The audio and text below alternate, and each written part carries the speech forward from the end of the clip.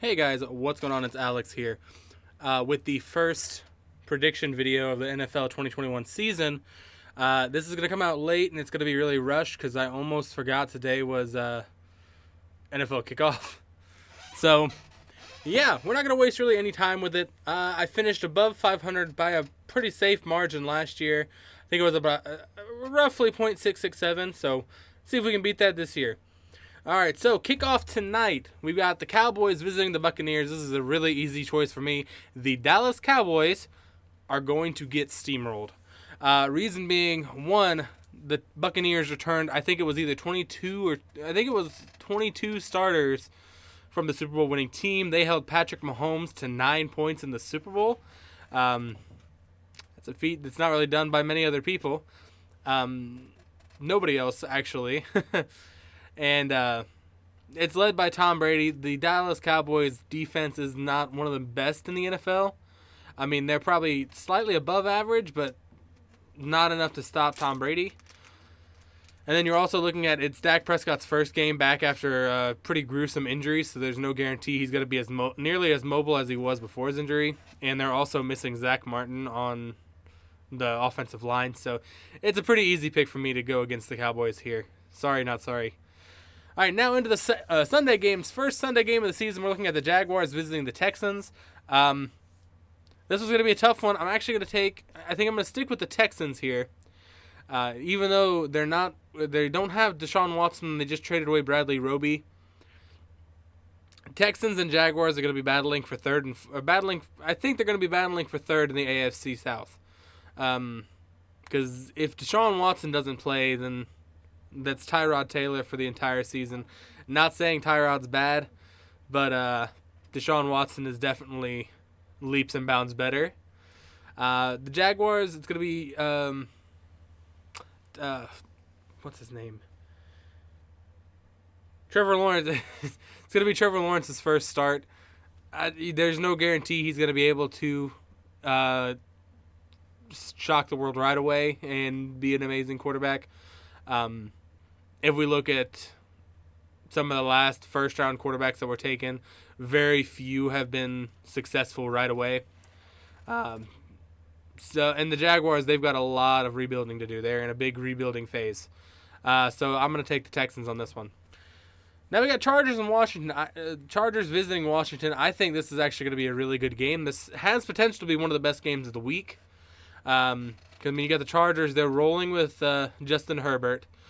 So much so that he's my starting quarterback in fantasy. So, go Chargers. And then you've got Washington with that rock-solid defense. Probably one of the best defenses in the league despite being, what did they finish, 6-10 last year? I think they're just going to keep on getting better. I mean, Chase Young up front, he's been fantastic since he was drafted. So, I'm looking for them to continue. Only problem I see, Washington, I think they're running with Kyle Allen as their quarterback. I'm not sure, but I'm pretty sure it's still Kyle Allen. And with that, I don't know if he's going to be good enough to compete at an NFL level. I mean, he had some moments last year, but outside of that, I didn't see a whole lot that was exciting. So I'm going to have to take the Chargers on this one. But I think it's going to be a good game because you've got a really good offense going against a really good defense. But yeah, I think the Chargers are going to edge it out, go 1-0. Now we've got the Seahawks traveling to Indianapolis. This is another tough one, but I think I'm going to take the Seahawks. We have the Colts, really questionable under center. I don't know if Carson Wentz is going to be able to get back to form. Plus, he's missed some time with. I think he was out with COVID, but it might have just been a regular injury because he's kind of injury prone. The Colts defense is still going to be a pretty solid, force, but the Seattle Seahawks, I mean, their offense is stacked outside of the offensive line. I mean, you've got Russell Wilson, who's always going to perform well, and you've got DK Metcalf, Chris Carson, and who's their other receiver? Another good receiver. And then Tyler Lockett. That's what I was thinking. I think Chris Carson's the running back. But yeah, I've got to take the Seahawks here, just because I think the Seahawks offense is going to be slightly more effective than the Colts defense, and I don't think the Colts offense is going to be able to get much moving right off the bat. And then we got the Jets and the Panthers. Sam Darnold facing off with his old team right away, and I would put money on the Panthers walking away with the victory here. I mean, Sam Darnold, I think he has potential to be a really great quarterback, and now that he's in a better system than New York, I think he's going to be much better off. I mean, he's got Robbie Anderson back, but in a different scheme, and Christian McCaffrey, who's a top 3 running back in the NFL at any given time. So, yeah, I'm going to have to take the Panthers here. The Jets, also in a rebuilding phase, so I don't think they're going to be able to do a whole lot this season. They're going to be battling for top. They're going to definitely be picking top 5 in the 2022 draft. Now we got Minnesota traveling to Cincinnati. This is the game that I'm going to be watching this week. Because I think the Bengals are going to pull away with a win here. Now, I messed up last year and picked the Bengals to beat the Ravens in Week 17, and that was what caused me to go 15-1 that week. So let's hope that I'm not wrong again. Cincinnati, I mean, it's Jamar Chase. We're kind of worried about him with drops, but I think it's just shaking off some nerves. Joe Burrow, his first game back in Paul Brown Stadium after the brutal knee injury last year. The place is going to be electric. I don't think it's definitely not going to be a full crowd because I mean it's Cincinnati, but it's going to be loud, and I think it's going to be enough to bring that supercharged receiving core to the next level. I mean, Tyler Boyd, T. Higgins, and now Jamar Chase. Joe Mixon can catch passes. Yeah, and then you've got Joe Burrow hopefully being able to rebound back to what he was before his injury. Offensive line's been improved. The defense has actually made some steps to get better. I still don't think they're going to be able to compete with some of these other high-powered offenses, like the Cleveland Browns still might give them some trouble. But outside of that, I think they're fine. You got the Minnesota Vikings. They're average every year. Dalvin Cook is probably still going to rush for 125 yards this game, probably closer to 150, and I think he's going to score at least 2 touchdowns on us. But I'm still not. I still don't think Kirk Cousins is going to be the long-term option at quarterback. You've got Justin Jefferson, Adam Thielen. It's a scary duo, but I feel like the Cincinnati secondary might be able to do some damage control there. But enough talking about my team. Cincinnati takes this one. All right, now we've got the Arizona Cardinals traveling to the Tennessee Titans. Another high-scoring game because I don't think either of these defenses are incredible. I think I'm going to go with the Cardinals here. No, I lied. I'm going to go with the Titans here. Derrick Henry is just too good to bet against in these games, so it's going to be close. I don't know how good the Cardinals are going to be at stopping the run, and Derrick Henry is the best pure running back in the NFL. I mean, his 2,000 rush yard season, only the 8th to ever do it, speaks for itself. Ryan Tannehill, I mean, he's just good enough to where teams have to plan for him. Yeah, A.J. Brown, always a threat. The Titans' defense it's okay, but I wouldn't call it one of the best. But yeah, and then you got the Cardinals with Kyler Murray, DeAndre Hopkins, A.J. Green, and who else did I say? Oh yeah, and the Titans have Julio Jones now too, so that's another thing there. Cardinals have a wide receiver core that would have been insane in 2013, but most of them are getting older. And Larry Fitzgerald, how did I forget Larry Fitzgerald? Yeah, in 2013, this offense would have been absolutely terrifying, but right now, I think Fitzgerald is considering retiring, and we don't know if he's going to play yet. A.J. Green, from watching him the last couple of years, I think he is pretty much checked out. DeAndre Hopkins is always terrifying, though. And Kyler Murray, the Murray-Hopkins connection is scary, but I think the Titans are going to be able to hold him off. Now we got the Steelers at the Bills. This is a pretty easy pick for me. I'm going to have to go with the Bills. The Bills are a legitimate Super Bowl threat in the AFC.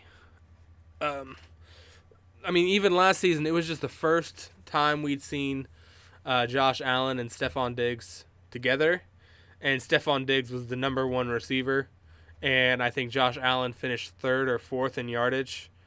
So it's terrifying. And then you've got Cole Beasley, always a surprise breakout wide receiver.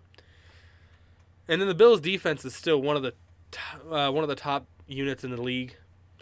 Steelers, on the other hand, I mean, they've got some young receivers, but I think Roethlisberger is getting to be past his prime. We don't know how good Najee Harris is in the NFL, so there's always the risk that Najee Harris cannot produce, and that was what caused the downfall of Steelers before, because Big Ben had to pass it 40, even 50 times a game, and whenever you do that, you're bound to cause some turnovers or just enough incompletions to really ruin your day. So, and then the defense is going to be solid. I mean, Pittsburgh's known for having a good defense. So, TJ Watt, I think he's going to have another field day. But I think the Bills are going to be able to defend their home turf. I got the battle of the mediocre birds. We got Eagles and the Falcons. And I'm going to have to take the Falcons here. And that reason being only because of Matt Ryan. He's slightly better than average, I would say. I wouldn't call him elite anymore. But neither one of these teams, I don't think either one of these teams have a shot at winning their divisions. Well, maybe the Eagles because they play in the NFC East. But I don't have any reasoning for this one. I'm just going to have to go with the Falcons. Now, we've got a rematch of the AFC divisional round. No. Yeah, AFC divisional rounds. We got the Browns and the Chiefs. This one's going to be, I lied when I said Chargers and Washington would be the game of the week. I think this is going to be the game of the week. Because you've got two serious AFC Super Bowl competitors. And I mean, whichever one of these teams won in the AFC divisional, I think would have went on to the Super Bowl. And I mean, we saw it with Kansas City. That being said, if the Chiefs had Patrick Mahomes the entire game, and I think he went out late in the third quarter, I think if the Chiefs had Mahomes the entire game, they would pull ahead and still would have won. And it wouldn't have been as close. It wouldn't have had to rely on Chad Henne to run 13 yards and then pass for a first down. And they're playing in Arrowhead. Chiefs are on fire. They're going to be angry after that loss in the Super Bowl. I'm going to have to take the Chiefs here. But it's going to be a good game. Browns, they've got Odell Beckham back, but Jarvis Landry now is coming off of an injury. Or coming off of, I think, surgery. So I don't think he's going to be as effective. Really rooting for Odell, though, because he's on my fantasy team. So, but yeah, both of these teams are going to be... This one's going to be a shootout, but I think the Chiefs are going to take it. Probably by about a touchdown and a field goal. That's my prediction. We got the Packers and the Saints. Easy choice for me, the Packers. I mean, you've still got Aaron Rodgers and Devontae Adams. Aaron Jones still in the backfield. And I think Tanyan is becoming a solid option at tight end. And then you've got the Saints, who are without Drew Brees for the first time in probably, 15 years? When did Drew Brees... I don't remember when Drew Brees got drafted. Maybe closer to 20 years. Yeah, so we're looking at either Taysom Hill or Jameis Winston. And as much as I love Taysom Hill, I don't think he's an NFL starter. He's great for gadget plays, and he's great for scoring in whatever position you need him in. But I don't think he's a starting quarterback. And Jameis Winston, he had eye surgery, so I don't know if that's going to be I don't know how he's going to react or how he's going to perform differently with that. Only time will tell. But I think it's safe to pick the Packers here. Then we got the Broncos and the Giants. I'm going to have to take the Giants here. I mean, neither team I don't think are great, but Giants started to look good near the end of the season. So it was between them and the Washington football team on who went to the playoffs. So No, it was between Dallas. Never mind. Anyway, the Giants are starting to look okay. I think Saquon was out for a lot of the year last year, but he's back. Um, yeah, I realize I say all the time in these videos. Patrick Mahomes. The Denver Broncos. I don't like anything about the Broncos team right now. I mean, they've got Von Miller, but he's getting up there in age. Had his prime about 6 years ago. They don't really have many weapons at wide receiver. Drew Lock at quarterback. I think he's the second stringer at best anywhere else in the NFL, or just about anywhere else in the league right now. I don't really like anything about the Broncos this year, so I'm gonna take the Giants. We got the Dolphins and the Patriots. I'm gonna have to take the Dolphins here, even though they're in Foxborough. Just because we don't know how good Mac Jones is gonna perform. His first ever start in the NFL, first ever game in the NFL, and he doesn't really have a lot to throw to. I mean, they got rid of Sony Michel. And, I don't know how good the receiving core is. Receiving core is in New England, so it's questionable. Dolphins, again, one game out of a playoff spot last year.